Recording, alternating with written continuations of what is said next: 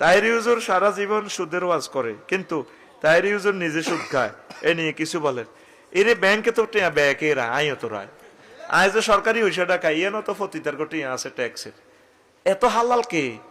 আলেমের করে কোন রকম কদর যদি সিটাই দেয় এটা উড়া দেওয়া যায়।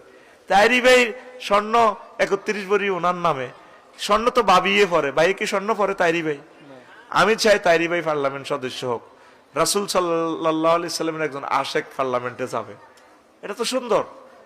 এত কিছু তোরা যদি এভাবে উনবাসস, একজন মদ চোরাচালানি করছি, হাতে 12,000 লিটার, 12 টন মদ, 100 কোটি টিয়ার মদ, হিগুন লই পত্রিকা তোরা শুধু আর তাইরি বাইরি লই লাগছ।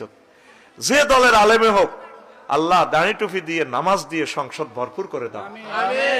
তাইরি ভাই বাস করলে তো বেটা কোরআন লই কথা কইব, হাদিস লই কইব, নবীর সুন্নাহ গুলা লই কইব, দেখবি যে বুড়া বয়সে শিরক বেদাত থেকে ফিরিয়ে যাবে ইনশাআল্লাহ। বুঝবো তো ইরা শিরক ইরা বিদাত, নবীর তরিকে চলিয়ে যাবে ইনশাআল্লাহ। আরে ফানিটা জীবাণু যুক্ত হইলে তো রিফাইনিং করা যায়, তবুও তো ফানি। আমাদের যে সমস্ত ভাইরা শিরক বেদাতের লগে অনিচ্ছা শর্তে জড়িত, তারা ইনশাআল্লাহ একদিন ঠিক হয়ে যাবে। আমি তাহেরি ভাইয়ের মঙ্গল কামনা করি, আমিন।